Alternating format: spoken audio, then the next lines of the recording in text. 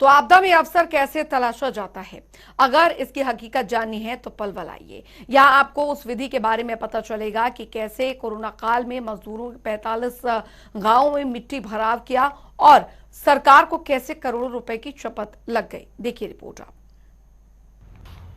जब पूरा देश कोरोना के कहर से जूझ रहा था, प्रदेश में चारों तरफ जीवन बचाने के लिए हाहाकार मचा हुआ था।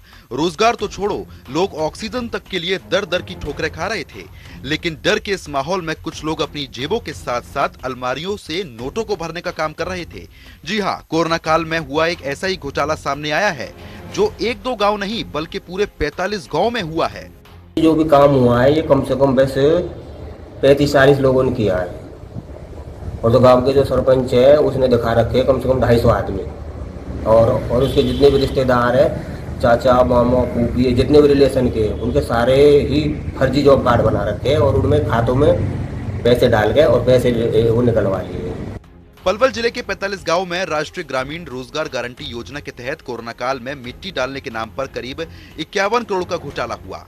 घोटाला सामने आने पर जांच लोकपाल को सौंपी गई। लोकपाल की जांच में सामने आया कि कोरोना काल में नरेगा स्कीम के तहत 45 गांवों में लोगों को काम देने की कवायद शुरू की गई और जिन लोगों के फर्जी जॉब कार्ड बनाए गए, पहले तो उनके खातों में पैसे ट्रांसफर किए गए, बाद में पैसे वापस निकाल लिए गए। इतना ही नहीं, अधिकारियों ने मिलीभगत से 80 से 85 साल तक के बुजुर्गों के भी जॉब कार्ड बना दिए, जिसमें कई महिलाएं भी शामिल हैं। और स्कीम के तहत जो पैसा आया उसे सरपंच से लेकर ग्राम सचिव और एबीपीओ से लेकर ठेकेदार सभी ने मिलकर बांट लिया। सोचा था घोटाले पर मिट्टी का भराव हो गया, जो शायद ही कभी खुलेगा। मेरे पैसे आए फाइल में और अकाउंट में नहीं आए पैसा, एक भी पैसा नहीं आया। कितने पैसे आए फाइल में? उसमें 28,000 रुपया आया है। काम नहीं किया था? काम नहीं किया।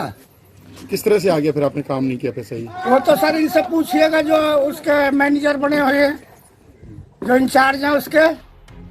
कोरोना काल में घोटाला कब कैसे हुआ, ग्राफिक्स के जरिए जानिए।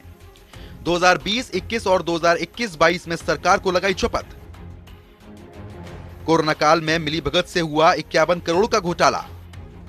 कोरोना काल में नरेगा के तहत करवाया गया मिट्टी भराव। मजदूरों के फर्जी जॉब कार्ड बनाकर पैसा किया ट्रांसफर। पैसा ट्रांसफर के बाद ठेकेदार ने वापस लिए पैसे। ठेकेदारों को थी लाभार्थियों के ओटीपी की जानकारी।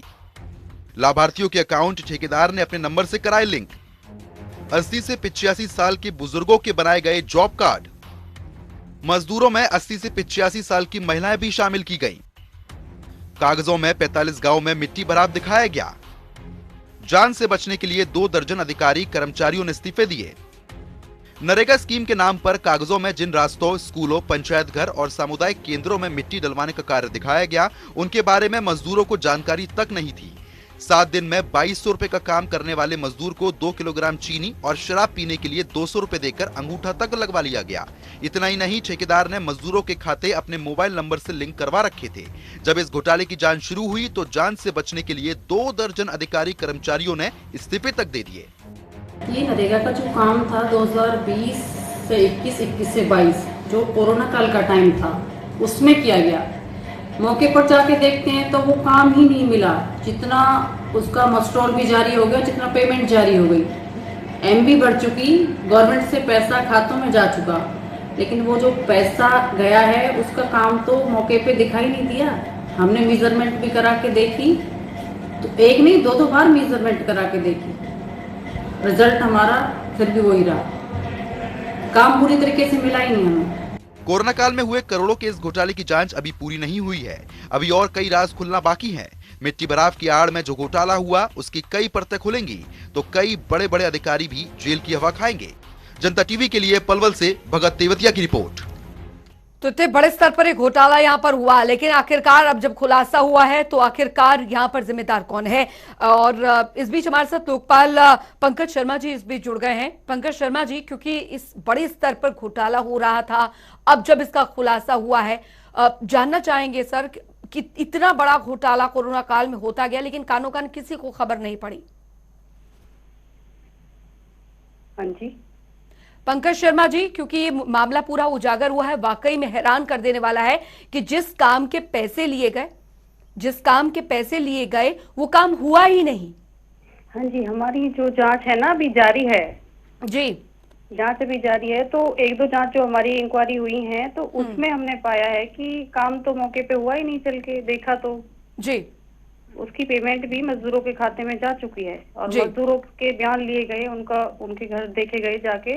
तो कोई नाई की दुकान करता है, कोई बिल्कुल। ऐसी महिला जो 90 इयर्स की है, जो चल फिर नहीं सकती, उसके अकाउंट में पैसे जाते हैं। जी पंकज शर्मा जी, क्योंकि एक बात आपने इस बात का जिक्र यहाँ पर किया है कि मजदूरों के खाते में दिखाए गए हैं पैसे, और मजदूरों का वहां पर कहना है कि ये सिर्फ कागजी दिखाए गए हैं क्योंकि उनके अकाउंट में तो वो पैसे आए नहीं। अब सवाल ये कि पैसे उनके अकाउंट में भेज दिए गए, उनके अकाउंट में पहुंचे नहीं, तो ये पैसे कहाँ चले गए, इसकी भी एक बहुत बड़ी स्तर पर जांच होनी चाहिए।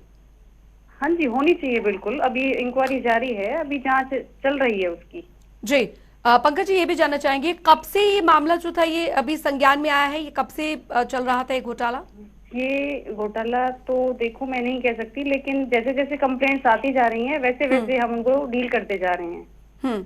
और लगभग कितने इस लिस्ट में मजदूर दिखाए गए हैं जिनके नाम पर ये पैसे जो हैं वो ट्रांसफर किए गए, इस बारे में कुछ बता सकते हैं? हाँ, ये जो हमने वो जो इंक्वायरी की थी अभी हुड़ीतल गांव की थी, हतीन ब्लॉक का हुड़ीतल गांव पड़ता है जी, तो उसकी थी। तो उसमें 47 से 47 to 50 के करीब मजदूर शो किए गए हैं जी, जिनके नाम पर ये पैसे ट्रांसफर किए गए हैं। हाँ जी, जिनके नाम पर ये पैसे ट्रांसफर किए गए। जी बहुत बहुत शुक्रिया पंकज शर्मा जी हमारे साथ जुड़ने के लिए। तो आपने यहाँ पर सुना लोकपाल जो कि हमारे साथ जुड़ी है और इसको लेकर उन्होंने कहा है कि जांच जो है वो यहाँ पर करवाई जा रही है और जाहिर तौर पर ये एक बहुत बड़े स्तर पर घोटाला, हालांकि उन्होंने इस बात को लेकर साफ तौर पर नहीं कहा कि कब से ये घोटाला जो था वो यहाँ पर चला आ रहा था, लेकिन कोरोना काल यानी 2020 से जब ये पूरा सिलसिला जो चला अभी अप्रॉक्स इस तरीके से देखा जा रहा है कि तब से इस तरीके का मामला था कि काम यहाँ पर हुआ नहीं, लेकिन काम के जो पैसे हैं वो लिए गए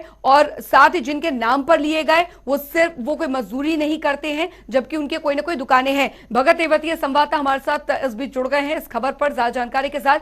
भगत, बहुत बड़े स्तर पर ये घोटाला यहां पर हो रहा था, कब से हो रहा था इस पर भी अभी साफ तौर पर नहीं कहा जा रहा, लेकिन कितने लोग इसमें शामिल थे, कितना बड़ा इसका दायरा था, ये जांच का विषय है। जी बिल्कुल, अगर देखें तो जहां एक और पूरा देश कोरोना का पिछले अगर हम 2 वर्ष का जो ये मामला सारा निकल के आ रहा है, ये पिछले 2 वर्ष से लगातार जहां लोग ऑक्सीजन और दवाइयों के लिए मारे फिर रहे थे, वहीं जो अधिकारियों की मिलीभगत से गांव के अभी जो लोकपाल की जिस तरह से जो जांच आगे बढ़ रही है, 45 गांव में अभी लोकपाल की जांच पहुंची है, तो उसमें माना जा रहा है कि 50 करोड़ से ज्यादा का घोटाला जो अभी निकल के सामने आया है। और इससे साफ अंदाजा लगाया जा सकता है कि जो बुजुर्ग महिलाएं थी, जो 80 और 85 साल की महिलाएं हैं, बुजुर्ग व्यक्ति हैं, वो जो चल फिर भी नहीं सकते, उनके नाम से जॉब कार्ड बनाकर और फर्जी तरीके से उनके खाते, उनके नाम पर पैसा जो अधिकारियों ने, चाहे उसमें जो बीडीओ रहे हों, चाहे पंचायत सेक्रेटरी रहे हों, सरपंच रहे हों या अन्य अधिकारी जो और नाम सामने आएंगे, इस तरह के अधिकारियों ने मिलकर एक बड़े भारी पैमाने पर इस तरह का जो बड़ा घोटाला यहाँ पर किया है। और इसके जो छोटे कर्मचारी जो अभियान में जुड़े हुए थे, इसमें 1 दर्जन से ज्यादा कर्मचारी अब तक इस्तीफा दे चुके हैं, क्योंकि वो भी जांच के दायरे में, उनके खिलाफ भी कार्रवाई का जो है उन्हें अभी से पता नहीं लगा। चलिए बहुत बहुत शुक्रिया भगत सिंह तेवतिया इस तमाम जानकारी के लिए।